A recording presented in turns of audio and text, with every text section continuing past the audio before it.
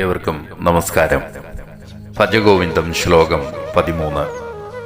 കാതേ കാന്ത ധനഗത ചിന്ത വാതുലക്കിം തവ നാസ്തി നിയന്ത ത്രിജഗതി സജ്ജന സംഗതിരേഖ ഭവതി ഭവാർണവതരണേ നൗക.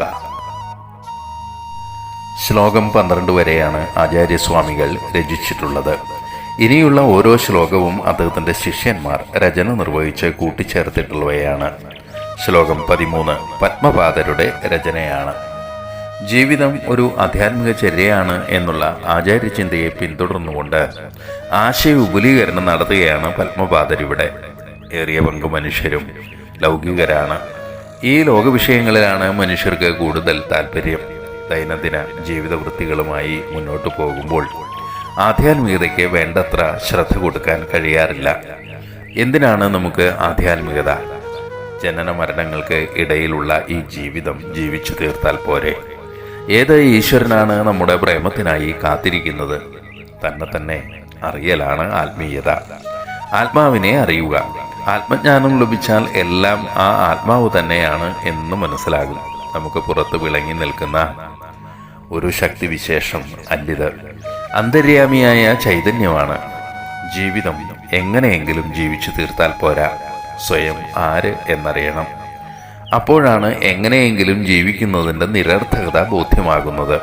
ഇനി നമ്മുടെ പ്രേമത്തിനായി കാത്തിരിക്കുന്ന ഒരു ഈശ്വരൻ നമുക്ക് പുറത്തില്ല. നാം ഈശ്വരീയ മാർഗത്തിൽ ആകുക എന്നാൽ ആത്മാനുസന്ധാനം ചെയ്യുക എന്നാണ് അർത്ഥമാക്കുന്നത്. പ്രീതിയും അപ്രീതിയും ഉള്ളതല്ല ഈശ്വരീയത. നമ്മുടെ കർമ്മങ്ങളാൽ പ്രീതനാകുന്ന ഒരു ഈശ്വരൻ ഇവിടെ പ്രതിപാദ്യ വിഷയം അല്ല. കർമ്മങ്ങളുടെ ഫലമാണ് നന്മതിന്മകൾ. ആസക്തിയോടുകൂടി ചെയ്യുന്ന കർമ്മങ്ങൾ അത് നന്മയായാലും ആത്മസാക്ഷാത്കാരത്തിന് ഉപകരിക്കില്ല. കർമ്മം അനാസക്തമായിരിക്കണം. ഭൂരിഭാഗം മനുഷ്യരും ഗൃഹസ്ഥരാണ്, കുടുംബത്തോടൊപ്പം ജീവിക്കുന്നവരാണ്. നമുക്ക് ഭർത്താവ്, ഭാര്യ, മക്കൾ, ധനം എന്നിവയെല്ലാം ഉണ്ട്. എന്നാൽ അവയ്ക്ക് അമിത പ്രാധാന്യം നൽകി ആസക്തിയുടെ കുരുക്കിൽ വീണുപോകാതിരിക്കാൻ ശ്രദ്ധിക്കണം. ഒന്നിനോടും മമത വളരാതിരിക്കണം. ഈ ലോകത്തിന് മുഴുവൻ നിയന്താവായ ഒരു ശക്തിവിശേഷമുണ്ട്. അത് നമുക്കുള്ളിലും പ്രകാശിക്കുന്നു. അതിനാൽ ലൗകികതയുടെ ഈ പാരാവാരത്തിൽ, ഭവാർണവത്തിൽ നിമഗ്നമാകാതെ ഇതിനെ തരണം ചെയ്യാനുള്ള വഴി കണ്ടെത്തണം.